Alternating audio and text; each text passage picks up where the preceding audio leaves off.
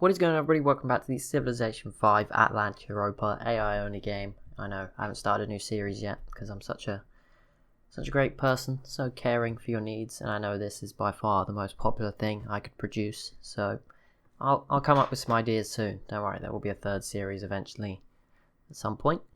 But this is not an army of settlers. If you're just joining us, they're warriors. Just stress it enough, because you guys stressed it enough to me, and I ignored you for a while, so just making sure everyone knows we're all on the same page. Germany v Russia. They obviously did not like this menacing catapult, and they're like, nope, that's not happening. I don't know what they're doing over here, by the way. Just walking around. Germany also declaring war on Spain. I mean, if they come around here, that would be impressive, but not going to matter. And okay, hopefully this might be the start of the Civs starting to fill up the space in the map. You see, Spain has now joined the Netherlands in sort of settling in southern France. Could be interesting. Another thing I missed, Poland to grab this in the peace deal. Or I didn't miss it, I saw it right after the video stopped. Not sure how useful that's going to be, but I don't know, maybe. In the long run, it might play out. Syria piecing out with Spain, doesn't really matter. Morocco v Portugal again, not too serious. I think Morocco will be safe. My biggest fear is the Garamantes and the Netherlands winning, because they're both orange, and they're almost identical on the map. That would not be great. That would be very hard to tell who's who. France, well, they're not happy with the city of Seville, so they declared war on Spain, which means they'll probably come back this way. And the Netherlands have gone after Poland, surprisingly. Poland obviously expanded quite a lot. This is going to be a difficult period for them, where they need to just try and hold on to a lot of this stuff. And hold on to, like, even if they lose one, like this city's at 2 population, that's not the end of the world. If they lost this one, it doesn't matter too much. But if they can hold on to some of these bigger ones, that would be really nice for them in the long run. Obviously, Novgorod is probably the biggest threat to them. I don't know what Lithuania is doing. It looks like they are going after Sweden.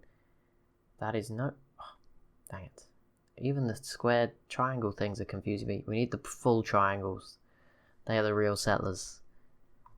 This is, even though this one looks like it's doing the movement, I don't know what they're doing.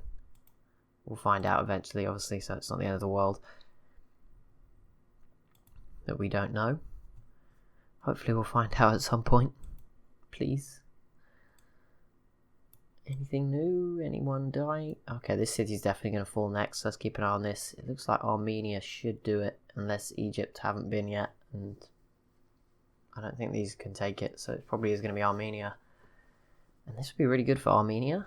Obviously it depends if they can hold on to it, because I'm sure Babylon will want to have a crack at it eventually. This area is really weird. No one sort of emerged super strong.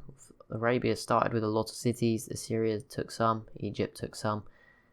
And then everyone who's sort of been strong, then the Ottomans came along. They've all just fallen apart. So we'll see if Armenia holds on to this. Babylon being far more patient. They control the world's market for sugar, which is probably a good thing. Look at all this sugar resource. It's ridiculous. But yeah, they might just be might be smart that they're just sitting out of it, letting their cities get really big and lots of border growth. And obviously Egypt's going to be pretty strong by the look of it as well, so I wouldn't count them out. But yeah, it was Armenia that grabbed the former Assyrian capital and their former second city off of the Ottomans. I can never remember, but I think that's a bit of revenge there for Armenia. Maybe.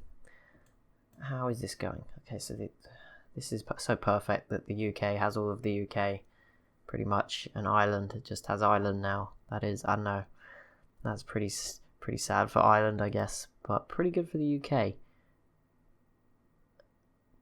Mali versus Poland, that does not matter at all. Had a worrying thought then. I'm pretty sure I tried a Europe game once, some of you might remember it. It was only like 3 episodes long, and it just broke too much. Like, it was crashing around this point, and I think I had to remove Kiev and Rus and a dodgy Turkey mod that didn't work. But I think, I'm kind of worried Ireland might have been an issue. Maybe not. Ireland were definitely in that game though, so hopefully they weren't the issue. Obviously if they are, it's fine, I can just kill them, but I don't think that's going to be an issue. There's no signs that this game is going to go horribly wrong just yet. We already have Portugal with nows, which means they can explore the deep water. Gives them a head start. They are fighting Spain. Spain not too scared by France just yet. I mean, I don't know what Portugal's doing. That army could have been protecting the city, but it's just sat here. Don't know where Morocco's off to. Probably not a good idea to leave yourself too undefended. Looks like Mali's interested in doing something, although I think they're probably going after someone else because they have open borders. And I mean, the Songhai is still pretty strong. But this is good news. Mali needs this. If Mali could take Marrakesh, it'd be really difficult. But they would really get some benefits from that. Oh, that's where Mali are off to. Look, they're off to Russia. How did I miss that? That was so obviously what they were doing. God. Can't believe I missed that. And there we go. Rome. Come on, hopefully people start settling a little bit more. I think Egypt just settled as well. Yep, over here. Some of the gaps going to start to fill up. I think once the civs can get happiness buildings and stuff, they will start to settle more. So you see Egypt doing it. Rome with another city in this gap. Although Austria might actually take a city off them. That'll be a surprise. And Spain has captured the northern Portuguese city. That was also a surprise. Rome's now declared war on Spain. Songhai v Spain. There's just so much going on. I can't remember it all. Netherlands v Russia as well. And Britain v Spain. So much. Crazy. Oh, and Armenia peaced out with the Ottomans. They didn't take anything else in the peace deal. So they're looking pretty good though. 5 cities. They probably need to recover a little bit. And yeah, I guess they just stack all their units here. Because obviously these mountain cities are pretty safe. I mean, Yerevan isn't actually that safe because the mountains are quite spread out, but obviously this mountain range just means they're going to have a pretty good warning time from someone sending all their units through the small gaps at the side. So that's obviously nice for them. It looks like Poland has got more cities. They have not, don't worry. Cut off Lithuania from going further that way, so they'll be forced upwards towards Novgorod. Interesting. See where that leads to. Oh, chair. Sweden just doing their thing, I guess. Just being Sweden at the moment. That's fine. Would have liked to have seen a few more cities. You know, one here maybe. Control this entrance. That would have been a really useful tool. Obviously Germany has cut it off here, which is a pain. But I'm sure Cologne might fall to Sweden at some point maybe. Would make sense. Attack it from both sides, although Munich will be bombarding stuff, which is always a pain, and Hamburg. So yeah, Germany's actually got some pretty good control of this thinner part of the crossing. I don't know where Denmark spawned on this map. I think we did spawn here, but I can't remember. Maybe it was here. Obviously, I say we. I am spectating as Denmark because I thought I'd put Venice in for once. Pretty sure all the other civs from Europe base game are in. I added mods, but I didn't take anyone out. Unless I've forgotten so. Oh, I took Carthage out, but that was it, I think. Everyone else is here. Having a party. Unless there might... No, there's no other Eastern European civs, I don't think. Byzantium was there, weren't they? They just died. Because, as usual, they were pretty bad. No surprises in that one. Okay, let's watch this. It's probably most likely next city to fall. Unless Rome pulls off a miracle, and apparently they're just not interested. They just want to defend Rome. They don't care if their second biggest city falls. Why would you care? Austria failed again. Good job, guys. Really good. Solid efforts. Now Russia and the Huns. Okay, I was expecting a big war, like a deciding who's going to win war between these two. Just did not happen at all. It's actually very balanced out in the east. Between these 4 and Poland, I think it's going to be quite exciting. And I mean, Austria and Germany aren't like slacking either. This could set up for something. In fact, all the Europeans are doing pretty well, except the ones that aren't doing well. But you know what I mean. Obviously, some of them have done, like Byzantium's done awful. But apart from that, and the Goths aren't having a great time. I mean, you know, Venice is Venice. But apart from them, everyone else is like, they're doing okay. They're doing better than you could expect. No one's just been terrible. I'm not counting any of them out just yet. Okay, this could be bad for the Huns though. Khazar coming after them. And if Russia gets together, groups up, focuses on them from the other side, then this could be pretty big. Because the Khazar looking quite intent on this invasion with their army. Let's see if Austria can take it now. Probably not, because they don't seem to want it. Oh no, there we go. Never mind, jinxed it. Had to do it for Austria's sake. They deserve to have a game. where they can compete. I mean, they kind of did in the last one, but it wasn't really competing. They just sort of held on for a very long time because they were fairly strong. And eventually they just gave up.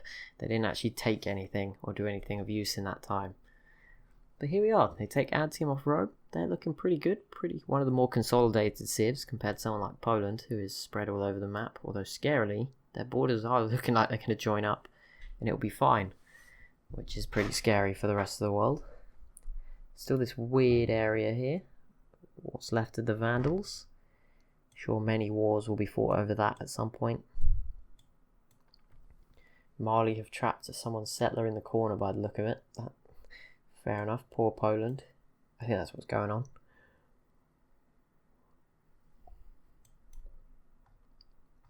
Okay, Morocco. What? I guess they don't want to settle here, even though this would be a good spot because of Mali. And the desert's not too appealing. I mean, maybe here you could have had a city, but the Songhai would have easily been able to take it. So yeah, maybe just running for the islands this early is a good idea. I don't know, probably. As far as it seems, still only Portugal in the deep water. They actually have a settler out here. I have no idea where that's going. Probably end up like settling here or somewhere really dumb. Maybe up here in the Highlands of Scotland. Or maybe they will go all the way to Iceland, which would be pretty cool. But either way, they're in it. Well, oh no, the Huns are out here too. Okay, well, it's just a scout, but still. The Huns can go into deep water. I don't think there's any deep water elsewhere on the map. There's a little bit in the Black Sea, which would explain why the Huns maybe were interested in discovering that technology. And there's a tiny bit in the middle of the Caspian Sea, but not that it limits exploration. They might not be able to see a couple of tiles here, but that's it. Oh, and there's one there, like now two here. That's not like the end of the world. For the civs, oh, Egypt, Greece, and the Garamantes about to have a huge battle or something. I don't know. This looks... Oh no, it might be Greece v... I think Greece and Egypt are about to declare war on each other at the same time. And Egypt are realising right now that they messed up. This would be huge. Greece, I sort of haven't talked about them much in the last... or this episode at least. They're still looking pretty good. They've got Constantinople, 313s, a 10 population. They're definitely in with a chance here. If they can profit off the falling Ottomans, maybe take stuff off Egypt... and it'll look very scary. There's a few civs with a lot of promise right now, but there's no runaway winner. Something we like. Well, there might be. Maybe if we looked at the demographics, it would tell us something different. Why don't we do that and just ruin the game for everyone? Nope, there is... Okay, there isn't quite. There's 7 different winners.